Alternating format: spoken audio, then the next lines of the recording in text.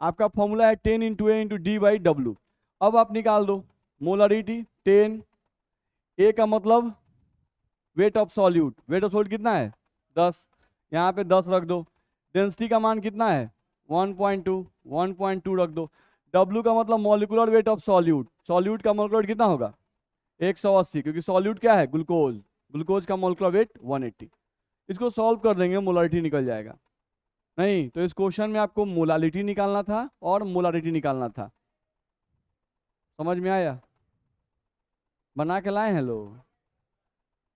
चलिए, कम से कम, ये सबसे मिनिमम कंडीशन है कि कम से कम अपने साथ ईमानदारी कीजिए, तो कम से कम एनसीईआरटी 100% बना जाइएगा, एक्सरसाइज और इन टेक्स्ट पूरा बना जाइएगा। नहीं नहीं तो आप अपने साथ पूरा पूरा बेईमानी कीजिएगा, ध्यान रखिएगा, बाद में किसी टीचर का दोष मत दीजिएगा कि सर समय नहीं दिए। बोलिए अगला क्वेश्चन है 19 नंबर।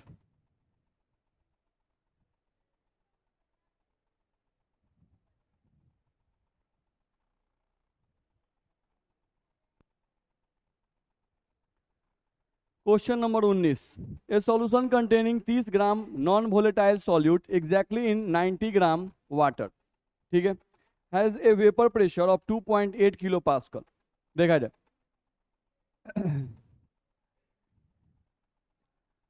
यहां पर आपको दो सॉल्यूशन है, ये पहला केस हम लिख रहे हैं सॉल्यूशन नंबर 1 का, ठीक है। सॉल्यूशन नंबर 1 में अगर देखें यहाँ पर तो क्या क्या इंफॉर्मेशन दिया हुआ है उसी को हम यहाँ लिख रहे हैं।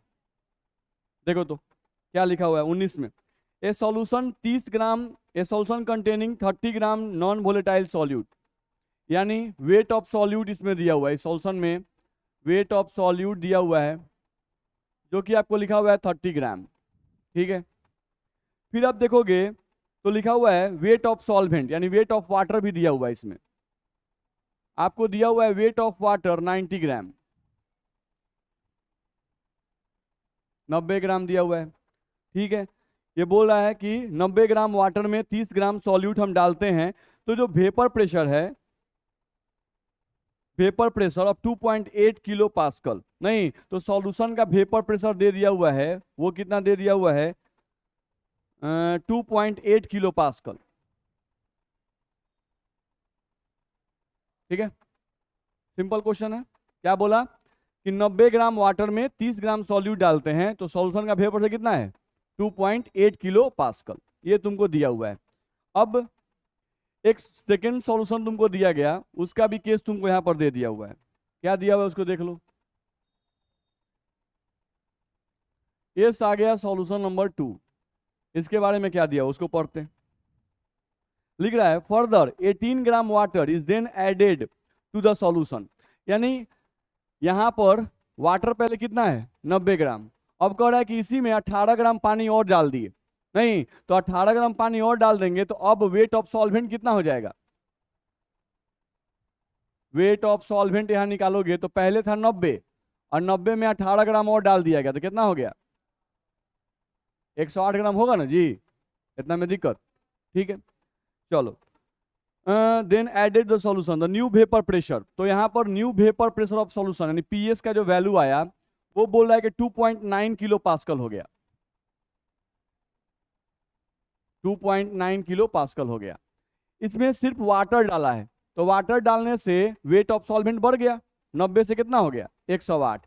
वेट ऑफ सॉल्यूट जितना इसमें है उतना ही इसमें रहेगा, सॉल्यूट इसमें मिलाया नहीं गया है। तो इस केस में भी कोई पूछेगा कि बाबू इस केस में वेट ऑफ सॉल्यूट कितना है, तो जितना इसमें होगा उतना ही इसमें होगा, कितना इसमें है 30 ग्राम, तो इस केस में भी वेट ऑफ सॉल्यूट कितना होगा, बोलो दिक्कत है? तो पहले क्वेश्चन समझ में आया नहीं, अब फॉर्मूला लगाना है। नॉन वोलेटाइल सॉल्यूट के लिए वेपर प्रेशर का फॉर्मूला पढ़ाया गया है, P zero minus P S divided by P zero is equals to W1 बटा M1 इंटू M2 बटा W2, ये फॉर्मूला हम लोग पढ़े हुए हैं। अब इसमें पी जीरो का वैल्यू पता नहीं है, पी एस का वैल्यू दिया हुआ है,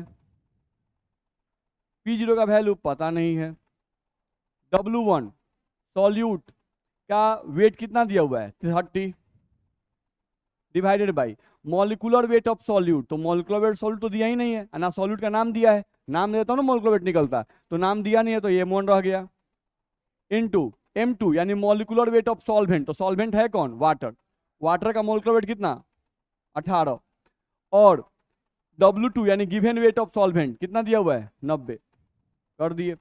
ये 18 से कट जाएगा, 18 पचे 90 हो जाएगा, 5 से कट जाएगा, 5 के 30 हो जाएगा। यहाँ से इक्वेशन आ जाएगा P0 minus PS divided by P0 is equals to 6/M1। ये आ गया इक्वेशन नंबर 1। अब सॉल्यूशन नंबर 2 के लिए फिर यही फॉर्मूला लगाते, P0 minus PS divided by P0 is equals to W1/M1 into M2 बटा W2। P0 का वैल्यू नहीं पता है भाई, PS का वैल्यू पता है 2.9, P0 का वैल्यू नहीं पता है, W1 weight of solute 30, molecular weight of solute नहीं पता है, into molecular weight of solvent, तो सॉल्वेंट तो यहाँ भी वाटर ही है 18, W2 यानी गिवन वेट ऑफ सॉल्वेंट 108,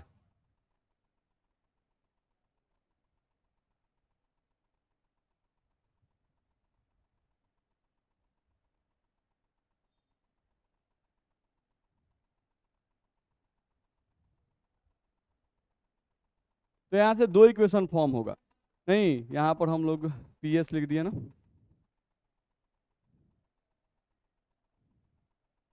ठीक है, तो दो इक्वेशन तुमको बन गया, एक इक्वेशन यहाँ एक इक्वेशन यहाँ। अब 1 और 2 को डिवाइड कर दो, नहीं 1 और 2 को तुम डिवाइड कर दो,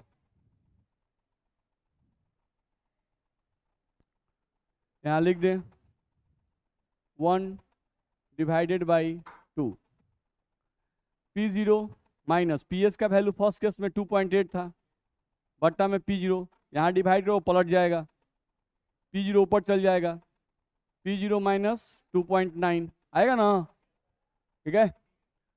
फर्स्ट केस में शायद आया 6/M1, और बट्टा डिवाइड करो पलट जाएगा, M1/5 आएगा, डिवाइड कर दिए, नहीं P0 से तुम्हारा P0 कैंसिल आउट कर जाएगा, P0 माइनस 2.8 बच गया, P0 माइनस 2.9 बच गया, बराबर M1 से M1 कैंसिल होगा, 6/5 आएगा। तो इसको सॉल्व करके क्या P0 का मान नहीं निकलेगा,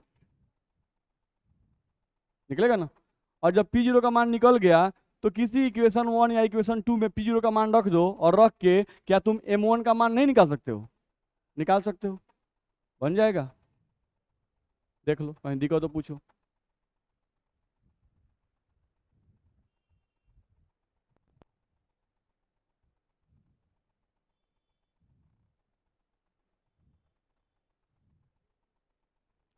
चलिए और कोई क्वेश्चन, 6 नंबर बता दिए हैं बाबू क्लास में, बताया है ना, 2.6 नंबर क्लास में बताया गया है, ये क्लास में बता चुके हैं, ये क्वेश्चन 3-4 बोर्ड में बनता है एंड 3-4 पेज में बनता है, क्लास से बता चुके हैं,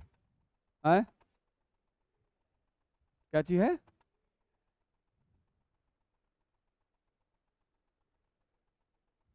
बोलिए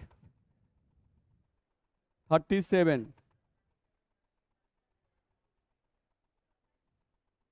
37 कहाँ गया, 37 ये ग्राफ वाला है, तो ग्राफ क्वेश्चन नहीं बनाएंगे, इसलिए नहीं बनाएंगे क्योंकि थोड़ा वैल्यूज को ध्यान से देखिए, इसमें जो वैल्यू दिया हुआ है 54.9, यानी एनसीईआरटी जो वैल्यू देता है हम पहले ही बताए हैं, ये एक्यूरेट वैल्यू देता है, नहीं अब आपको इसको खींचने के लिए एक्यूरेट ग्राफ टेबल लेना पड़ेगा, नहीं क्योंकि मान लो आप कहीं 54 मानोगे और ये आपको वैल्यू क्या दिया हुआ 54.9, तो आपको 54 और बीच का जो 10 खंडा होता है जिसमें 10 पॉइंट होते हैं वो 9.9 पकड़ना पड़ेगा, बस में आ रहा है। हाँ, इस ग्राफ को खींचने के लिए हम ध्यान करना क्या पूछ रहा है, तो हमको ग्राफ खींचने आना चाहिए, वैल्यूज के आधार पर हम नहीं खींचेंगे, क्योंकि वैल्यूज आप खींचेंगे तो एक्यूरेट देख लो वैल्यू क्या दिया हुआ है 11.01, नहीं 11.23, एकदम एक्यूरेट वैल्यू दिया हुआ है, ठीक है, तो ग्राफ हम लोग खींच सकते हैं। चलो क्या दिया ग्राफ है, vapour pressure of pure acetone and chloroform at 328 Kelvin are 741.8 mm and 632.8 mmHg, assuming that they form an ideal solution over the entire range of the plot. P total, P chloroform, P stone, and function of X stone. The experimental data observed by different combination of mixture. Plot data. अब ये बोल रहा है ना कि ये ideal solution है. कौन कौन? क्लोरोफॉर्म और एसीटोन. ये आइडियल सॉल्यूशन है. तो आइडियल सॉल्यूशन का ग्राफ खींचने तुमको आना चाहिए. तो आइडियल सॉल्यूशन ग्राफ हम लोग खींचना जानते हैं? नहीं, बस उसको खींच दो.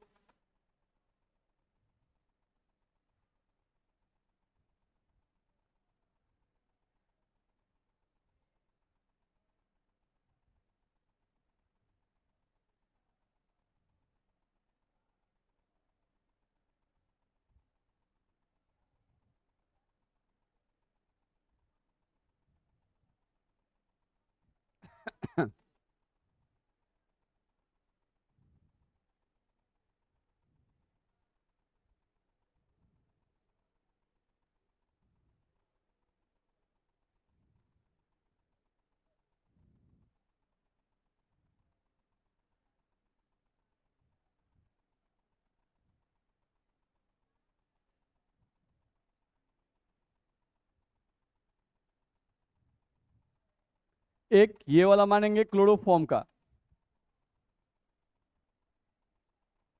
ये वाला लाइन मानेंगे एसीटोन का,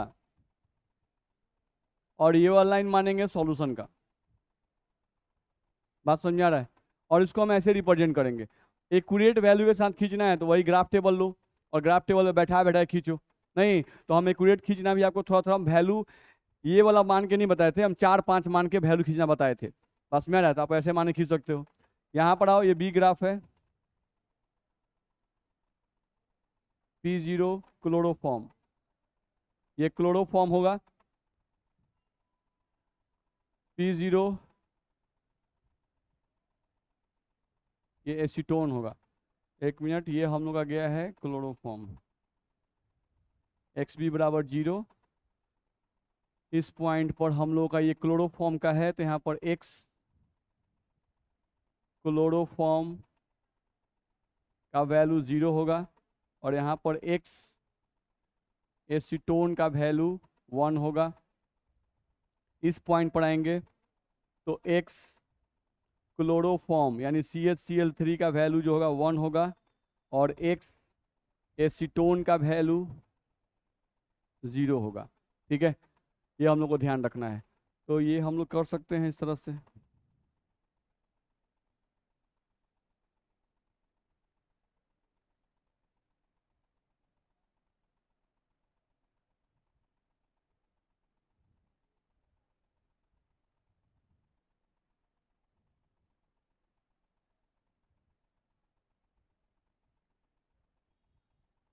ये कर सकते हैं, ध्यान रखना है. ठीक है, तो ये ग्राफ रिप्रेजेंट करना है. तो हम लोग यहाँ पे क्लोरोफॉर्म का वैल्यू क्या है? 0. नहीं तो ये वाला पॉइंट क्या दर्शाएगा? एसीटोन को. यहाँ पर क्लोरोफॉर्म का वैल्यू क्या है? 1. नहीं, एसीटोन क्या है? 0. तो यहाँ पे जो वेपर प्रेशर दिखाएगा किसका दिखाएगा? क्लोरोफॉर्म का, क्योंकि वही है. एसीटोन तो 0 है, ध्यान रखना है. तो ये हो गया मोल फ्रैक्शन का लाइन, और ये हो गया क्लोरोफॉर्म का वेपर प्रेशर, और ये हो गया एसीटोन का वेपर प्रेशर, और उन दोनों का मिला के ये हो गया सॉल्यूशन का वेपर प्रेशर. ठीक है, तो ये ग्राफ हम लोग खींचने आना चाहिए. तो ये ग्राफ हम खींचना बताए हैं आपको. ठीक है, एक्यूरेट खींचना है तो उसी वैल्यू को रख रख के आपको ग्राफ टेबल पे खींचिएगा, तब ये वैल्यू सब रखाएगा. ठीक है, चलिए और क्वेश्चन बोलिए, बोलो. 38, 21.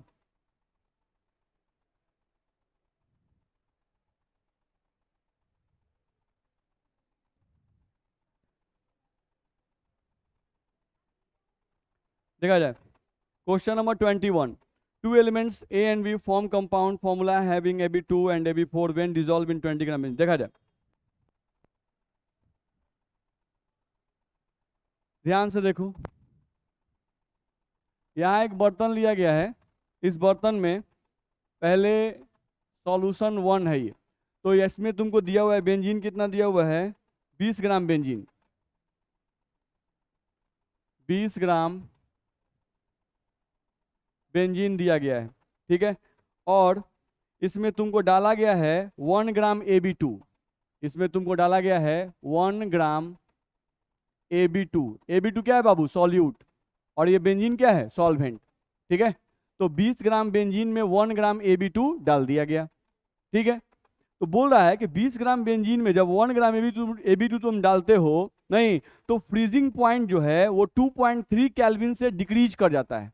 नहीं, तो डिक्रीज कर जाता है, यानी तुमको वैल्यू दिया हुआ है डेल्टा TF का। डेल्टा TF का वैल्यू तुमको दे दिया हुआ है कितना? 2.3 केल्विन। 2.3 केल्विन, ये फर्स्ट केस है। नहीं, ये हम लिख दिए केस 1।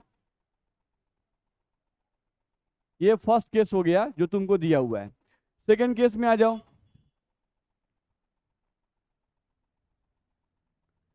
एक सेकेंड केस है जिसमें क्या दिया हुआ है देखो तो। फिर से तुमको 20 ग्राम बेंजीन दिया हुआ है, यानी सॉल्वेंट का वेट 20 ग्राम ही दिया हुआ है। अब इसमें तुमको 1 ग्राम Ab2 नहीं, 1 ग्राम Ab4 डाला गया है। नहीं, पहले वाले केस में Ab2 था, अब फॉर्मूला चेंज कर गया, Ab4 ये डाल दिया गया। तो अब डेल्टा TF कितना हो गया बाबू? 1.3। यानी 20 ग्राम बेंजीन में जब 1 ग्राम Ab4 डालेंगे तो फ्रीजिंग पॉइंट घट कर हो गया 1.3 शायद दिया हुआ है, 1.3 केल्विन। चलो वो भी लिख लिए। The molar depression constant for benzene. अच्छा, हम लोगों को Kf का मान दे दिया है। बेंजीन के लिए Kf का मान कितना होता है बाबू? 5.1 केल्विन kg पर मोल। तो यहाँ भी बेंजीन ही सॉल्वेंट है, तो यहाँ भी Kf का मान कितना होगा? 5.1 केल्विन kg पर mole. Calculate atomic mass of A and B। Question है कि आपको क्या करना है, atomic mass of A and B क्या होगा ये आपको निकालना है। ठीक है, यही आपका क्वेश्चन है। तो बस इक्वेशन बना दीजिए, इक्वेशन बना के आपका सॉल्व हो जाएगा। आपके पास डेल्टा TF दिया हुआ है। क्या दिया हुआ है? Delta TF। तो डेल्टा TF का फॉर्मूला याद कीजिए, delta TF is equal to KF into A into 1000 divided by W into B। यही फॉर्मूला होता है। डेल्टा TF का मान दिया हुआ है, कितना दिया हुआ है? 2.3, यही ना दिया हुआ है। KF का मान 5.1, A का मान 1 gram multiplied by 1000 divided by molecular weight solute नहीं पता है, W1 कर दे रहे हैं इसको। चलो, वेट ऑफ सॉल्वेंट कितना है? 20। B का मतलब वेट ऑफ सॉल्वेंट जो कि 20 ग्राम, ये दिया हुआ है। तो यहां से आप सॉल्व करके W1 का मान निकाल सकते हैं कि नहीं? निकल जाएगा। तो ये जो W1 निकलेगा आपको, W1 ये निकलेगा Ab2 का मास। क्या निकलेगा? Ab2 का मास, ये आपको निकलेगा मास ऑफ, या मॉलिक्यूलर मास ऑफ लिखें, molecular mass of, molecular mass of Ab2। क्योंकि Ab2 क्या है? एक मॉलिक्यूल है। एटम तो अकेला होता है, बहुत सारे एटम मिलते हैं तो क्या बनता है? मॉलिक्यूल। तो यहाँ से जो W1 तुमको निकला है, क्या निकला? मॉलिक्यूलर मास ऑफ Ab2 निकला। लेकिन आपसे मॉलिक्यूलर मास नहीं पूछ रहा है, एटॉमिक मास पूछ रहा है। किसका किसका? A का अलग और B का अलग। लेकिन तुमको निकल गया मॉलिक्यूलर मास। सेकेंड केस में आओ, फिर वही formula, delta TF is equals to KF into A into 1000 divided by W2 लिखो यहाँ पर इंटू B। क्योंकि यहाँ पे सॉल्यूट कौन है? Ab4। यहाँ पे सॉल्यूट कौन था? Ab2। तो यहाँ पे इसके मोलिकुलर वेट को हम W1 मान लिए थे, और यहाँ पे इसके मोलिकुलर वेट को क्या मान लिए? W2। ठीक है, चलो अब रख के देख लो, डेल्टा TF का मान कितना दिया है? KF का मान कितना है? वेट ऑफ सॉल्यूट कितना है? 1 ग्राम 1000। मॉलिक्यूलर वेट ऑफ सॉल्यूट नहीं पता है। वेट ऑफ सॉल्वेंट 20 ग्राम। तो इसको सॉल्व करके क्या W2 हम निकाल सकते हैं कि नहीं निकालते हैं? निकाल सकते हैं। तो यहां से जो निकलेगा वो निकलेगा मॉलिक्यूलर वेट ऑफ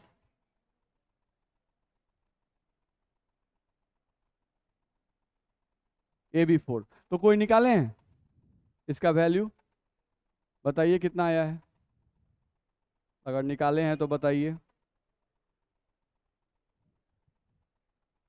ऐसे आसान भी है, 20 पचे कट जाएगा, एक शून्य से एक शून्य कट जा रहा है, 2 से 2 पचे 10 कट जा रहा है, 0 50 आ रहा है। 50 गुना आए W1 का मान 110.87, यानी इसको लगभग 111 मान लेते हैं। चलिए W2 का मान तो 196 अप्रॉक्स मान लेते हैं। ठीक है, चलो तो W1 का मान निकल गया, W2 का मान निकल गया। अब इन दोनों के मदद से, इन मॉलिक्यूलर मास के मदद से हमको एटॉमिक मास निकाल लेना है। देख लेते हैं, चलो देखा जाए। हम लोग को देखो तो Ab2 का मॉलिक्यूलर मास कितना आया 111, और Ab4 का मॉलिक्यूलर मास कितना आया 196, यही दो आया है। देखो तो Ab2 को हम ऐसे देते हैं A plus 2B is equals to 111। Ab4 को तुम लिख सकते हो A plus 4B is equals to 196। नहीं, अब तुम क्या करो, इसमें से एक को घटा दो, माइनस माइनस माइनस, घटा दिए, 1 में से 2 घटा दिए, ये तुम्हारा जो है कैंसिल हो जाएगा, A और A कैंसिल हो जाएगा। -4B में से 2B घटाओगे तो -2B आएगा इज इक्वल्स टू 196 माइनस में 111 घटाओगे तो ये भी माइनस में ही आएगा। कितना आ जाएगा 5 और यहाँ पर 8 और 0 तो 85 आ जाएगा। तो यहाँ से तुम माइनस माइनस तुम्हारा कट जाएगा और B का वैल्यू आ जाएगा 85 डिवाइडेड बाई 2। नहीं तो इससे तुमको B का वैल्यू निकल गया। अब B का वैल्यू जब निकल जाएगा तो इस वैल्यू को उठा के इस इक्वेशन में पुट कर देना B का वैल्यू, तो A का वैल्यू अपने आप निकल जाएगा, बन जाएगा। दिक्कत है तो इस तरह से सॉल्व बना सकते हैं।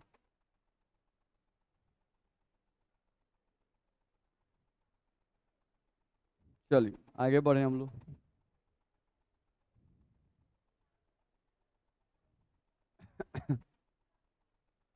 आगे बढ़े।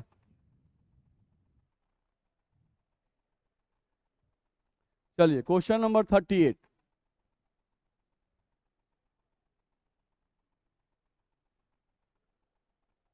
में देखें क्या लिखा हुआ है। Benzene and toluene form ideal solution over the entire range of composition. ठीक है, the vapour pressure of pure benzene, अच्छा लिखते हैं vapour pressure of pure benzene, तो P0B, B का मतलब benzene. Vapour pressure of pure benzene तुमको दिया हुआ है 32.06, लिख दिए। चलो 50 पॉइंट है ना, 50.71 mm।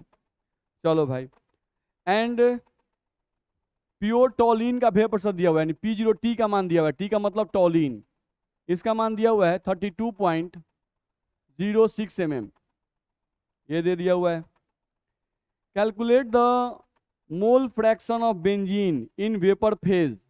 ठीक है, calculate the mole fraction of benzene in vapour phase, यानी आपको निकालना है X' B का वैल्यू कितना होगा।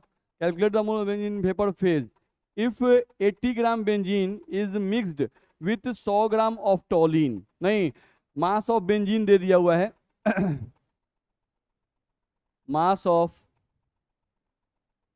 बेंजीन दे दिया हुआ है 80 ग्राम। ठीक है, और टोलिन का भी मास दे दिया हुआ है, मास ऑफ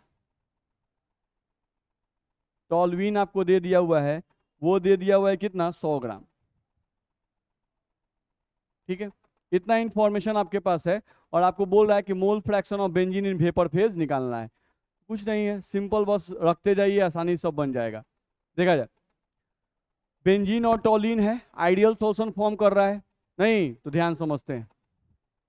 देखो तो हम लोग फॉर्मूला जानते हैं, बेंजीन और टोलिन को मिलाकर कोई सॉल्यूशन बनता है PS बराबर, तो फॉर्मूला होगा pressure of benzene plus pressure of toluene, यही फॉर्मूला होता है। नहीं, प्रेशर ऑफ सॉल्यूशन निकालने के लिए तुम प्रेशर ऑफ बेंजीन को लिखते हो P0B XB प्लस इसको तुम लिख सकते हो P0T XT, ऐसा लिखा जाता है। अब तुम इसमें देख लो तुम्हारे पास क्या क्या इंफॉर्मेशन है। तो तुम्हारे पास इंफॉर्मेशन है P0B दिख रहा है, P0T दिख रहा है, नहीं PS नहीं दिख रहा है, XB XT नहीं दिख रहा है। तो हमारा काम क्या होगा कि अच्छा XB और XD के लिए कुछ ना कुछ दिया होगा जरूर, तो दिया है, यानी मोल फ्रैक्शन ऑफ बेंजीन और मोल फ्रैक्शन ऑफ टोलुइन हम निकाल सकते हैं बहुत आसानी से। ध्यान रखना है। देखो तो अगर मोल फ्रैक्शन ऑफ बेंजीन निकालना है तो मोल फ्रैक्शन ऑफ बेंजीन निकालने के लिए हम लोग क्या करेंगे, W1 बट्टा M1 बट्टा W1 बट्टा M1 प्लस W2 बट्टा में क्या M2। चलो W1 आप किसका मोल फ्रैक्शन निकाल रहे हो, बेंजीन का, तो जिसका मोल फ्रैक्शन निकालते हैं उसको ऊपर रखते हैं और सॉल्यूशन को नीचे रखते हैं।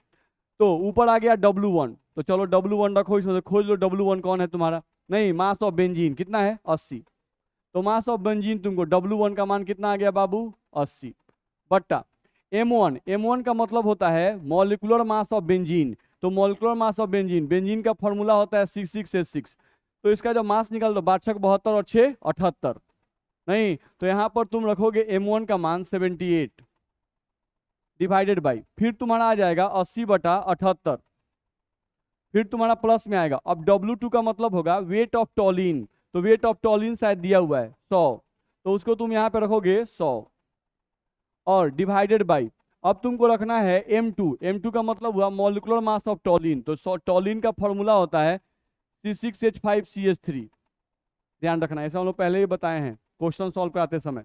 तो कितना हो गया, ये हो गया 12, कार्बन का 62 72 72 और 5 77, और ये हो गया 12 और 3 15, जोड़ दिए 7 5 12 और 7 1 8 और 1 9 92, तो यहां से आप रख सकते हो 92। बोलो तो इसको सॉल्व करके क्या XB का मान निकलेगा कि नहीं निकलेगा, निकल जाएगा। जब तुम्हारा XB का मान निकल जाएगा तो XT का मान निकालना होगा 1 माइनस XB करके, तो वो भी निकलेगा कि नहीं निकलेगा। इसको सॉल्व करेंगे तो क्या निकलेगा XB का मान, जब XB का मान निकल जाएगा तो XT का मान निकालने के लिए क्या करेंगे 1 माइनस XB, ठीक है, तो तुमसे क्या निकल जाएगा XT का मान निकल जाएगा। जब XT का मान निकल गया तो XB का मान रख दो, XT का मान रख दो, P0B का मान देवे किया है, P0T का मान देवे किया है, PS का मान ना निकलेगा, निकलेगा। ये समझ में आ रहा है, जागे रहने पर समझ में आएगा, सोने पर थोड़े समझ में आएगा, बुझा रहा है ये बात, नहीं तो यहां से आप सॉल्व करें क्या निकालोगे पहले PS, अभी क्वेश्चन बना नहीं, क्या बन गया PS, ठीक है। आपको निकालना क्या है X-B, चलो आगे बढ़ो। अब हम लोग डाल्टन्स लॉ पढ़े हुए थे, नहीं राउल्स लॉ और डाल्टन्स लॉ कंबाइन किए थे और एक हम लोग लॉ पढ़े हुए थे, तो हम लोग को बताया गया था यहाँ से एक फॉर्मूला जो तुमको ध्यान में होगा, हम लोग लिख सकते हैं P0B XB बराबर PS X-B, ऐसा फॉर्मूला पढ़े हैं। ये है सॉल्यूशन फेज का formula, partial vapour pressure of benzene in solution phase, और ये है partial vapour pressure of benzene in vapour phase, तो ये दोनों फॉर्मूला हम लोग पढ़े हुए हैं। अब तुमको P0B का वैल्यू पता है, उधर पता है, मोल फ्रैक्शन ऑफ बेंजीन तुम निकाले थे साइड में, रख सकते हो, PS तुम निकाले थे सॉल्व करके, सबको सॉल्व जानते हो, तो X-B का मान नहीं निकलेगा भाई, नहीं तो तुमको बस यहाँ से X-B का मान निकाल देना है, तो X-B बराबर P0B, पता है XB तुम निकाल चुके हो और PS भी तुम निकाल चुके हो, सबको पुट कर देना, X-B का मान निकल जाएगा, बनेगा। प्लीज बनाइए, बात समझ में आ रहा है ना,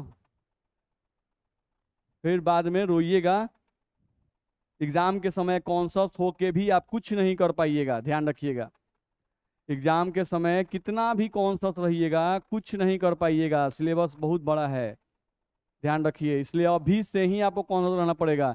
इन क्वेश्चंस को आप एक बार नहीं कम से कम 2 बार जरूर बनाइए, बस मेरा हम सब क्वेश्चन को नहीं बोल रहे हैं बनाने के लिए, एक बार पहली बार में सब बना जाइए, दूसरी बार में आप जिस जिस क्वेश्चन में फंसे थे हमेशा उस पर स्टार्ट रखिए, उन क्वेश्चंस को दोबारा बनाइए, फिर आपको लगता है दोबारा के समय कि अरे अब तो हमसे ये सब भी बन जा रहा है, लेकिन ये एक का दो का सवाल जो है ना बड़ा इंपॉर्टेंट है, तो हर एक चैप्टर का ना रिवीजन करने के लिए मेरे हिसाब से 3-4 क्वेश्चन ही रह जाता है, नहीं लेकिन आप वैसे कीजिएगा तब, आप तो बहुत बच्चे हैं कि देख ही नहीं रहे हैं, बहुत बच्चे हैं कि रिवीजन ही नहीं कर रहे हैं, नहीं तो उससे आपका लॉस जाएगा, ध्यान रखिएगा, अपना टाइम भी वेस्ट करते हैं, पैसा भी वेस्ट करते हैं, तो सबसे प्रीसियस आपका टाइम है, ध्यान रखिएगा। चलिए क्वेश्चन नंबर 39,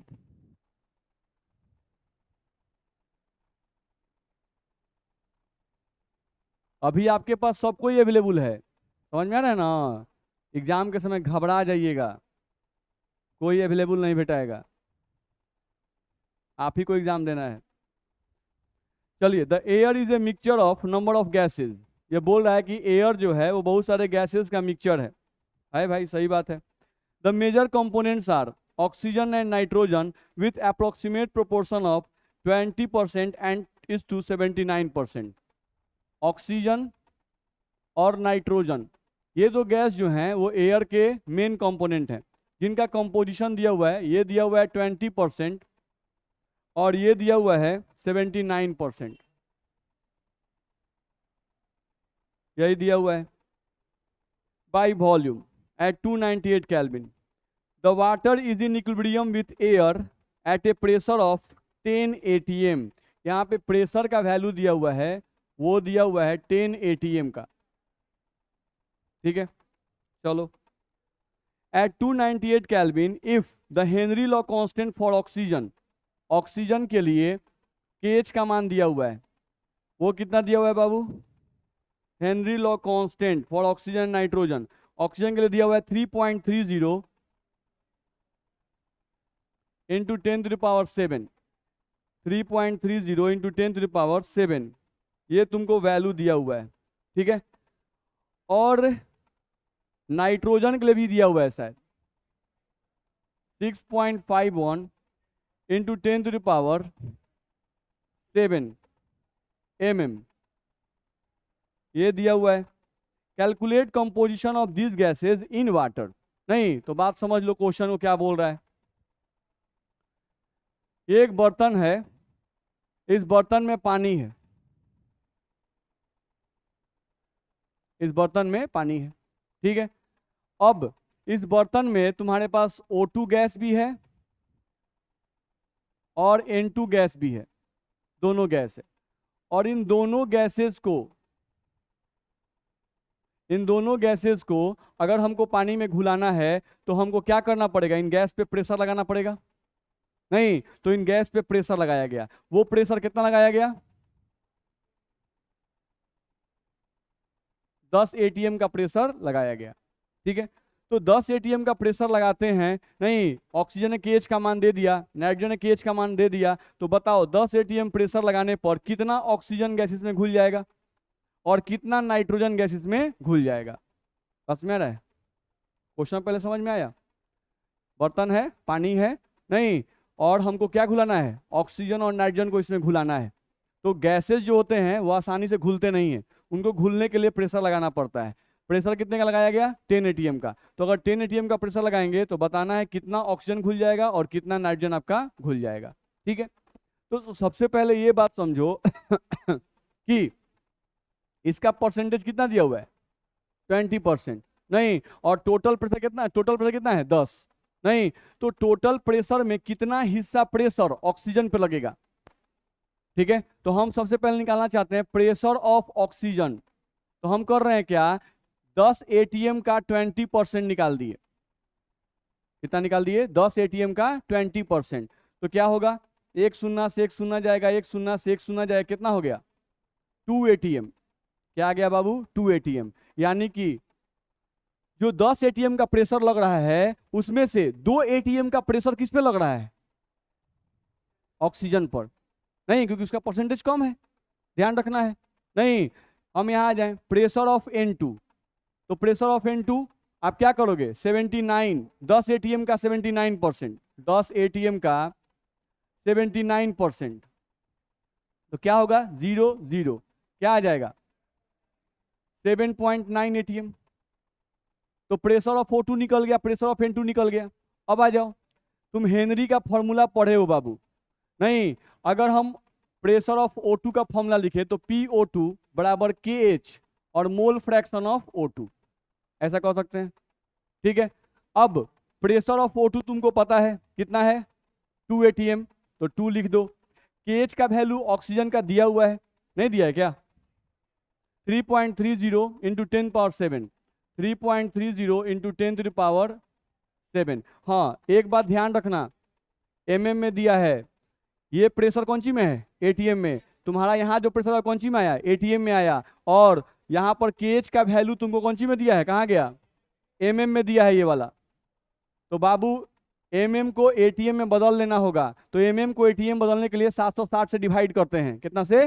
760 से। तो ध्यान रखना यहाँ पर क्या हो जाएगा, 3.30 गुना 10 का पावर 7, अब बट्टा में कितना, 760 एटीएम। मेरी बात समझ में आ रही है?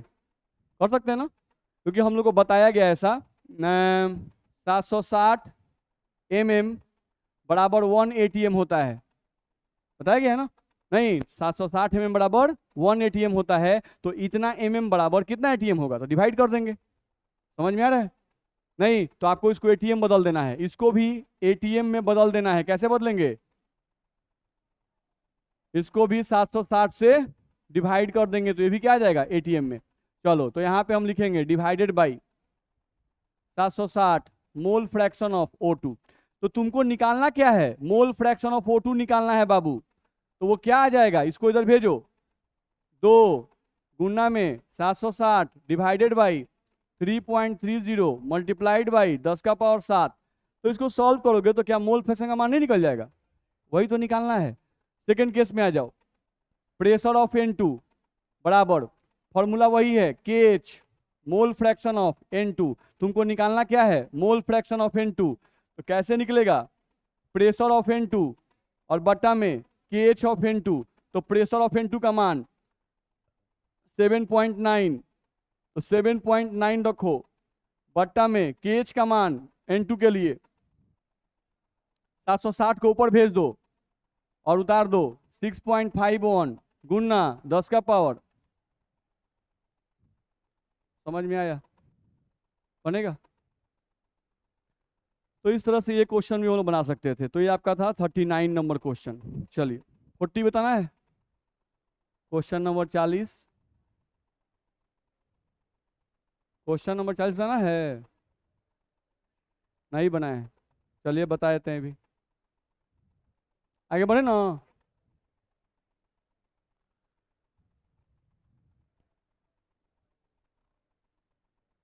तो एनसीईआरटी का ये टोटल क्वेश्चन का कॉपी किस दिन चेक किया जाए, मतलब ये टोटल क्वेश्चन हम आज बता दिए, तो हमको टोटल क्वेश्चन आपके कॉपी में बना हुआ चाहिए ना। नहीं तो किस दिन कॉपी चेक किया जाए? बहुत देखिए दिन रखेगा, मंडे चेक कीजिए ना। है देखिए, अब कोई बोल दिया कल ना, तो आप तो समझ रहे हैं, कल तुम बोलेगा कल बनेगा तेज मंडे के दिन, ठीक है, मंडे के दिन आपका कॉपी ये देखा जाएगा। आप अपना फेयर कॉपी लेके आएंगे जिसमें आपका सारा क्वेश्चन बना होना चाहिए। भले इधर उधर हो सकता है क्वेश्चन नंबर, उससे मतलब नहीं है, लेकिन आपका सारा क्वेश्चन बना होना चाहिए। हाँ, नोट्स भी अपना लेते आएंगे आप, सॉल्यूशन का पूरा फेयर कॉपी आपका भी आना चाहिए। चलिए क्वेश्चन नंबर 40 थोड़ा देख लें। Determine the amount of CaCl2, ठीक है, dissolve in 2.5 litre of water. देखो तो यहां से एक सॉल्यूशन दिया है बाबू तुमको, इसका क्या क्या अमाउंट दिया है लिख लो। इसमें वाटर का अमाउंट दिया हुआ है,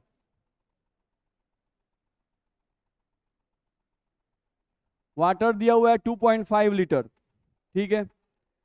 amount of CaCl2 dissolve in 2.5 litre such that it's osmotic pressure, pi का मान, ऑस्मोटिक का मान दिया हुआ है, वो दिया हुआ है 0.75 ATM, ठीक है।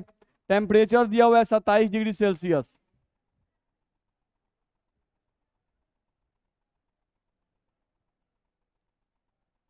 चलो तो एक सॉल्यूशन है, जिस सॉल्यूशन में दिया हुआ है कि वाटर कितना है 2.5 लीटर, पाई का मान कितना दिया हुआ है 0.75 ATM, टेम्परेचर का मान तुमको दे दिया हुआ है, ठीक है। और कुछ दिया हुआ है इसमें, इसमें जो सॉल्यूट है वो तुम्हारा है CaCl2। सॉल्यूट कौन है बाबू, CaCl2। और इस सॉल्यूट के लिए भांट ऑफ फैक्टर का मान दिया हुआ है, आई का मान दिया हुआ है। तो आई का मान तुमको दिया हुआ है, कितना दिया हुआ है 2.47, आई का मान दिया हुआ है 2.47, ठीक है, सब लिख दिए।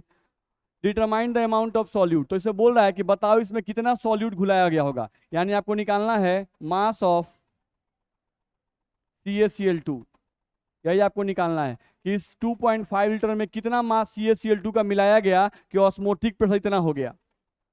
नहीं, पानी का अमाउंट दिया गया 2.5 लीटर, इसमें कितना CaCl2 मिला देंगे कि ऑस्मोटिक प्रेशर 0.75 atm हो जाएगा।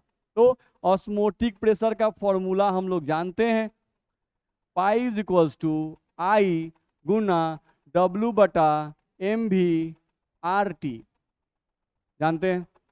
नहीं, अब हमको निकालना क्या है, ये W वाला मान निकालना है, तो सबको इधर भेजो। W बराबर क्या हो जाएगा, पाई गुना M गुना V, ये सब ऊपर चला गया, नीचे क्या आ गया,